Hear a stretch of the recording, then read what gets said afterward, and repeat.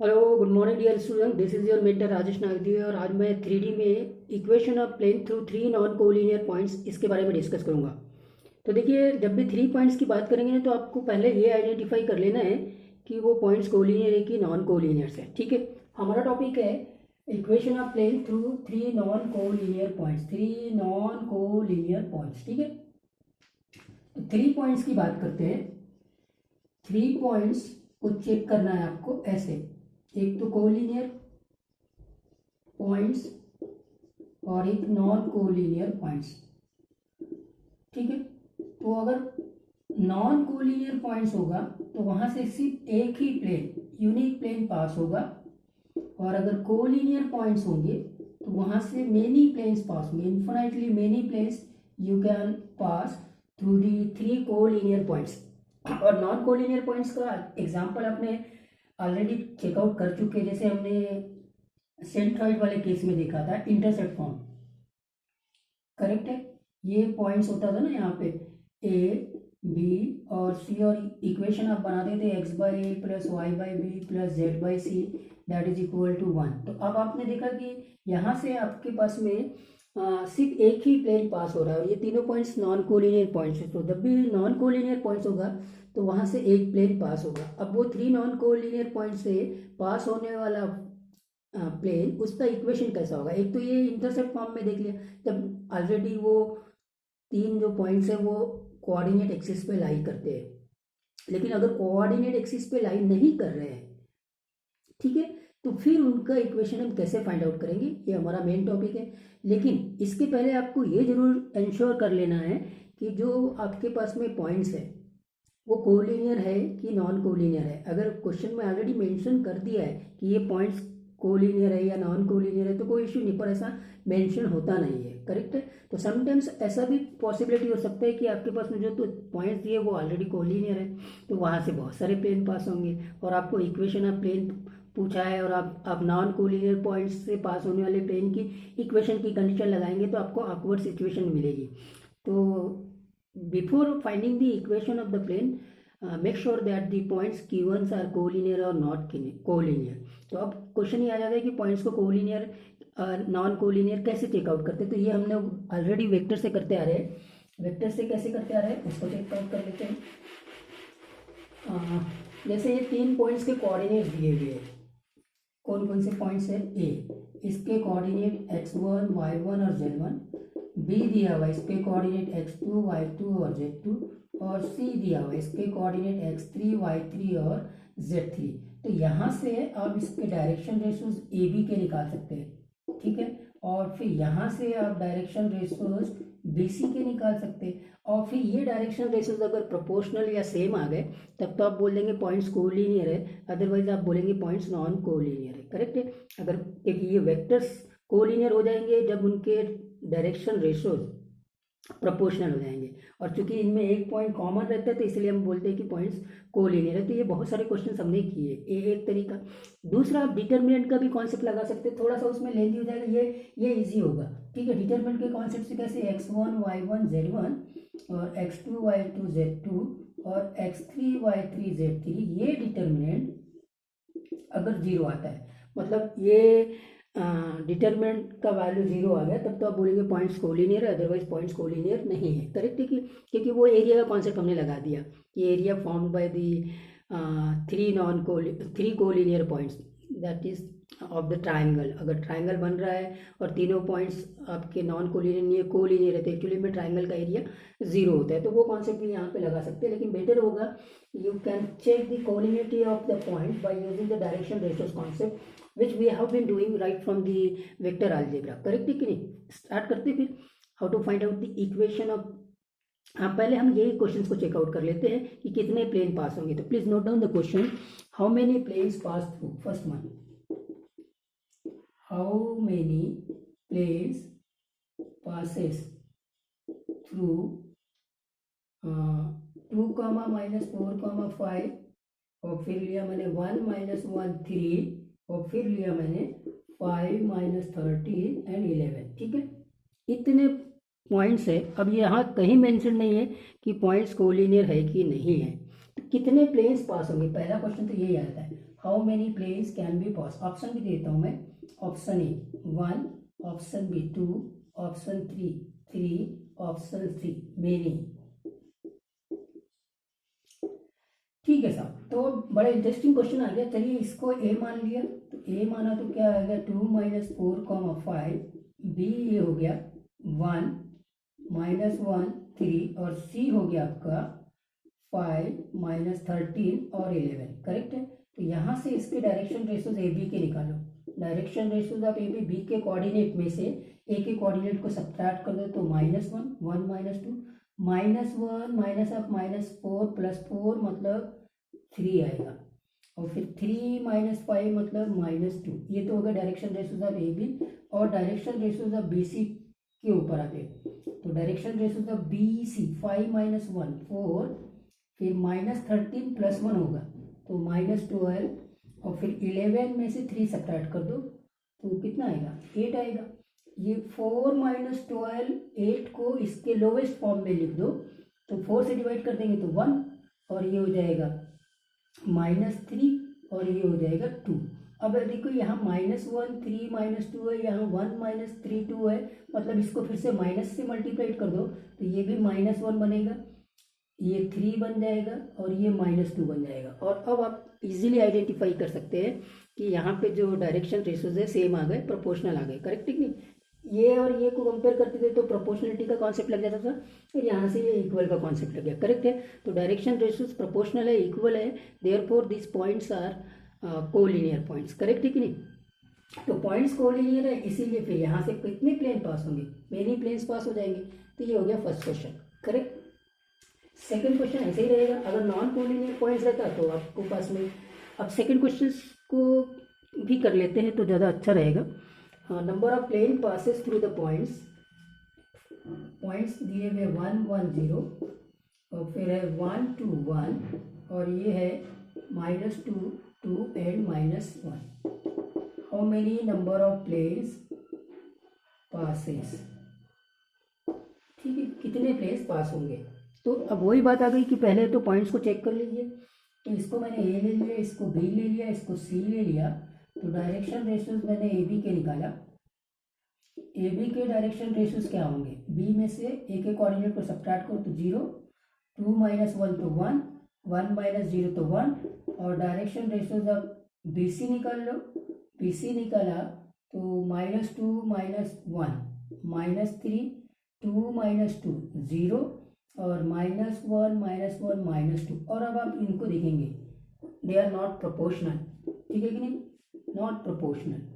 अगर प्रोपोर्शनल नहीं है तो पॉइंट्स कैसे हो गए, पॉइंट्स आर नॉन कोलिनियर। अब अगर नॉन कोलिनियर है तो इसका मतलब एक ही प्लेन पास होगा, unique plane passes through these non collinear points.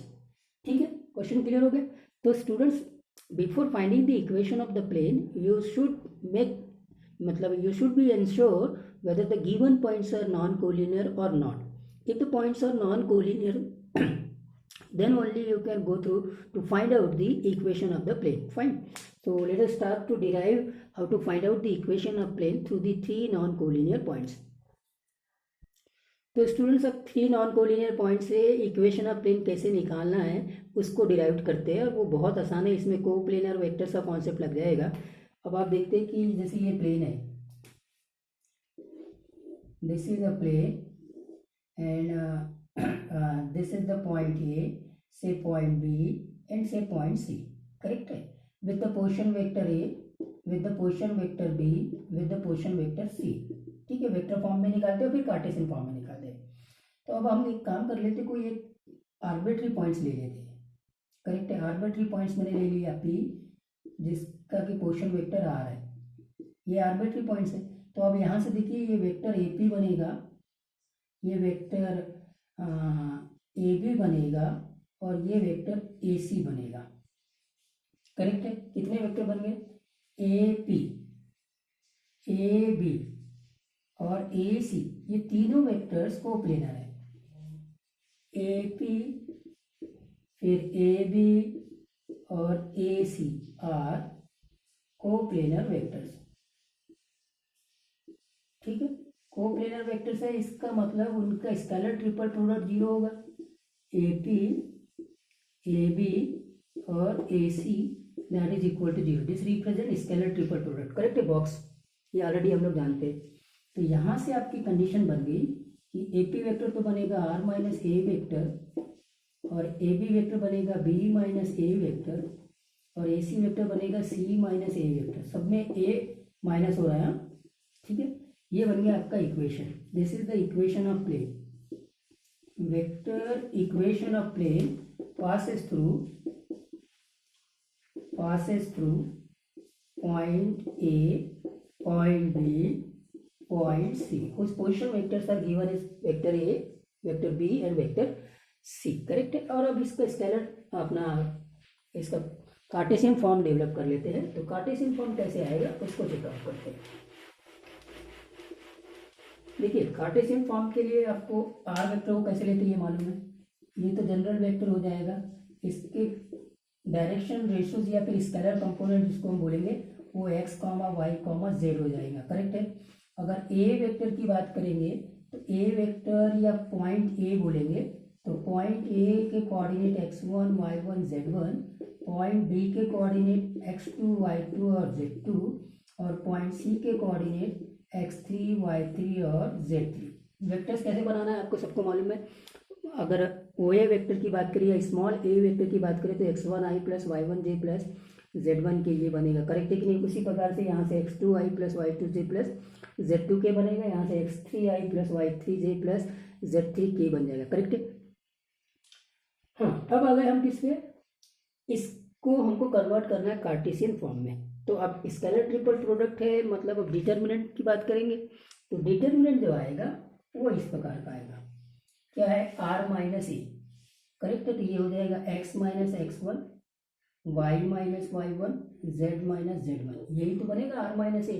इसके स्केलर कंपोनेंट r माइनस ए के वेक्टर के स्केलर कंपोनेंट यही बनेंगे x माइनस x1, करेक्ट है कि नहीं, x माइनस x1, ठीक है। तो फिर उसी प्रकार से y माइनस y1 मतलब वेक्टर कैसे बनेगा x माइनस x1 आई प्लस y माइनस y1 से प्लस z माइनस z1 के, करेक्ट है, ये वेक्टर बन जाएगा, फाइन। तो स्टूडेंट्स उसी हिसाब से अब A B vector b minus A बनाएंगे तो कैसा होगा, देखो x2 minus x1, y2 minus y1, z2 minus z1 और उसी प्रकार से x3 minus x1, y3 minus y1 और z3 minus z1 equal to zero. ये बन गया आपका equation of the plane passing through these three non collinear points, ठीक है। ये नॉन कोलिनियर पॉइंट्स है, अब क्वेश्चन में नहीं है तो आपको चेकआउट करना पड़ेगा, ठीक है। दिया नहीं है कि पॉइंट्स कैसे है तो आपको चेकआउट पहले करना पड़ेगा। तो इक्वेशन समझ में आ गया, वेक्टर इक्वेशन ये हो गया, सिंपली स्केलर ट्रिपल प्रोडक्ट का कॉन्सेप्ट यहाँ पे हमको लगा देना है। तो let us start with the problem. Problem में कुछ खास बात नहीं है, कुछ एक प्रॉब्लम जो टेट्राहेड्रॉन का एंगल वाला कॉन्सेप्ट है वो बार बार रिपीट होता है, तो उसी क्वेश्चंस के ऊपर ज़्यादा कंसंट्रेट करेंगे, करेक्ट है। और अब ये क्वेश्चंस को देखते हैं। इस क्वेश्चन में क्या दिया हुआ, find the equation of the plane passes through these three points. अब ये तीन पॉइंट्स कैसे, कोलिनियर है कि नहीं, नॉन कोलिनियर है कि नहीं है, ये तो पहले चेकआउट करना पड़ेगा, तभी आप इक्वेशन ऑफ प्लेन्स को निकाल सकते हैं। इन जनरल हम लोग क्या कर लेते हैं कि सीधा डायरेक्टली इक्वेशन ऑफ प्लेन निकालना शुरू कर देते हैं, लेकिन जैसा मैंने बोला कि अगर गलती से भी ये पॉइंट्स कोलिनियर हो गए तो आपको ऑकवर्ड सिचुएशन मिलेगी, करेक्ट है ना, फाइन। तो स्टूडेंट्स पहले आप क्या करो, इन तीनों पॉइंट्स को नाम दे दो। इसको नाम दिया मैंने ए, इसको बी और इसको सी। तो डायरेक्शन रेशियोज ए बी निकाल लो। ए बी के डायरेक्शन रेशियोज कैसे होंगे, 2 माइनस 1, तो 1 1 माइनस 2 माइनस 1, 3 माइनस 1 2। और direction ratios of B C निकाल लो, B C minus 1 minus 2 minus 3, 1 minus 1 0, 2 minus 3 minus 1, not proportional, not proportional, proportional नहीं है, तो therefore points are non collinear, points are non collinear. अब non collinear points है तो फिर डेफिनेटली वहाँ से एक प्लेन पास होगा और उसका इक्वेशन हम बार बार कार्टेशियन फॉर्म से ही यूज करेंगे। और कार्टेशियन फॉर्म कैसा हो गया, x minus x1, y minus y1, z minus z1, फिर x2 minus x1, x1 y1 z1 minus में रहेगा सब कॉलम में, तो ये y2 माइनस y1 और ये z2 माइनस z1 और फिर ये आ जाता है x3 माइनस x1, और ये हो जाता है y3 माइनस y1, और ये हो जाता है z3 minus z1, that is equal to 0। बात काम खत्म। इसका मतलब अब जस्ट सिंपली वैल्यू पुटअप करना है। आपने क्या करना, इसको x1 y1 z1 मान लो, इसको x2 y2 और z2 मान लो, और इसको x3 y3 और z3 मान लो। हो गया काम खत्म। ठीक है सर। तो x माइनस x1 मतलब 1, y माइनस y1 मतलब 2, और z माइनस z1 मतलब 1। करेक्ट है। तो ये 1 2 और ये 1 माइनस में चलेंगे। अब ये x2 y2 z2 है, तो 2 माइनस 1, इधर देख लो, यहाँ का 1 माइनस 2, यहाँ 3 माइनस 1, इधर आ जाओ, -1 ये 1 माइनस 2 है ना, और फिर ये 2 माइनस 1। अब ये थोड़ा सा आपको यहाँ थोड़ा प्रिकॉशन लेना है। जल्दी जल्दी में आप माइनस करने के टाइम पे कोई भी पॉइंट्स इधर का उधर कर सकते हैं, तो वो प्रिकॉशन जरूर आपको लेके रखना है। और अब यहाँ से आप सीधा इक्वेशन निकाल सकते हैं। करेक्ट है। तो 2 माइनस 1 तो 1 हो गया, 1 माइनस 2 माइनस 1 हो गया, 3 माइनस 1 2 हो गया, ये -2 हो गया, और ये -1 हो गया, और ये 1 हो गया। करेक्ट। और अब आप इवेल्युएट कर लीजिए, आपको स्ट्रेट फॉरवर्ड इक्वेशन आ जाएगा। इवेल्युएट कर लेते हैं। तो this is x minus 1 into, हाँ ये हो जाएगा क्या, बोलो कितना होगा, -1, और ये 2 बार माइनस हो जाएंगे तो प्लस, -1 + 2, फिर माइनस ऑफ y माइनस 2, और फिर यहाँ आते, यहाँ जब आएंगे तो ये 1 हो जाएगा, और माइनस माइनस प्लस 4 हो जाएगा, और फिर यहाँ आते plus z minus 1 into, correct है, ये हो जाएगा -1, और ये हो जाएगा -2। क्लियर है। That is equal to 0।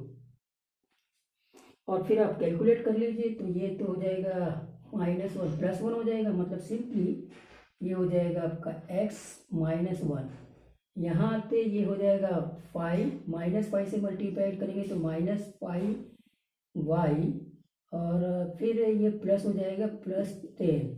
ठीक है।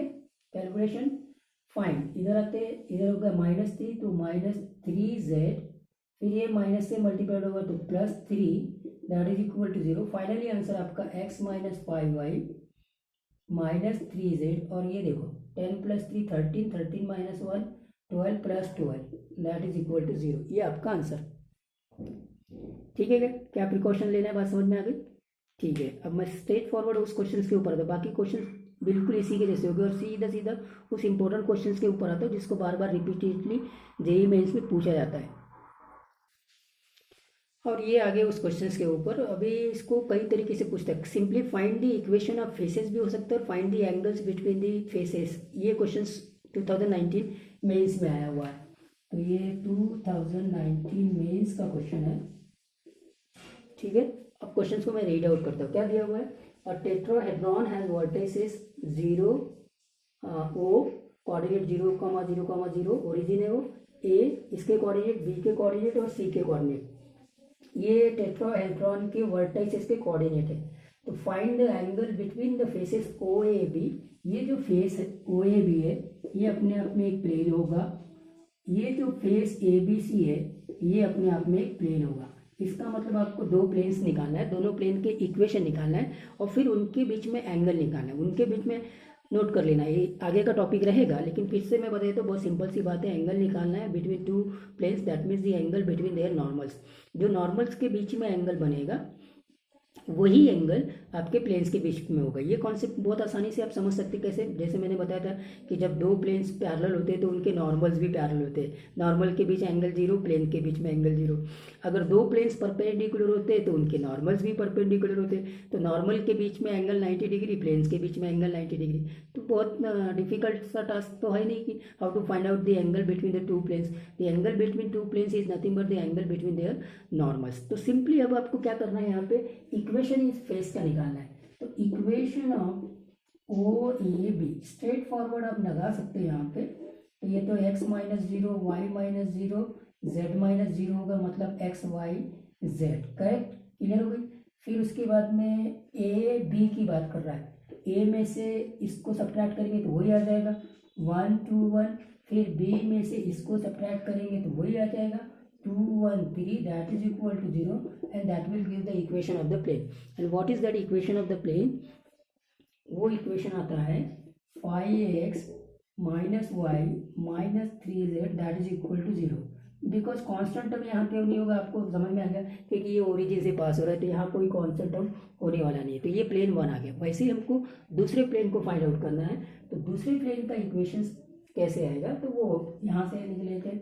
दूसरा प्लेन है ए बी सी, मतलब एक्स ए माइनस 1 वाई माइनस 2, ठीक है कि नहीं, और जेड माइनस 1, ये हो जाएगा करेक्ट है। अब बी में से एक को सब्ट्रैक्ट करेंगे 2 माइनस 1 और फिर आएगा 1 माइनस 2 और फिर आएगा 3 माइनस 1 और फिर यहाँ से आपको सी में से, सी किधर है, ये है, सी में से एक को सब्ट्रैक्ट करो -1 -1, ठीक, उसके बाद में 1 माइनस 2, ठीक, और उसके बाद में 2 माइनस 1, ठीक, दैट इज इक्वल टू 0। और इसको आप सॉल्व कर सकते हैं, सिंप्लीफाई करके ये आंसर निकाल सकते हैं। तो ये तो हो जाएगा 1, ये हो जाएगा -1, ये हो जाएगा 2, ठीक, ये हो जाएगा -2, ये हो जाएगा -1 और ये हो जाएगा 1। और अब आप इसको सिंप्लीफाई करेंगे तो आपको इक्वेशन मिलेगा। डिटर्मिनेंट को कैसे इवेल्युएट करना है वो आप कर सकते हो बहुत आसानी से। तो इक्वेशन आ जाएगा x minus 5y minus 3z plus 12 that is equal to 0। तो ये तो हो गया प्लेन नंबर 2, ठीक है। और अब इनके बीच में एंगल हम वही कॉन्सेप्ट से निकालेंगे जिस कॉन्सेप्ट से आपने वेक्टर्स में एंगल निकाला था या लाइंस में एंगल निकाला था, ठीक है। तो दोनों प्लेन्स हो गए, दोनों प्लेन को यहाँ निकाल लिया और अब इनके बीच में एंगल की बात करेंगे। तो क्वेश्चन तो सिर्फ प्लेन के इक्वेशन निकालने का एक क्वेश्चन बन गया और दूसरा क्वेश्चन बन गया how to find out the angle between this two planes, correct है।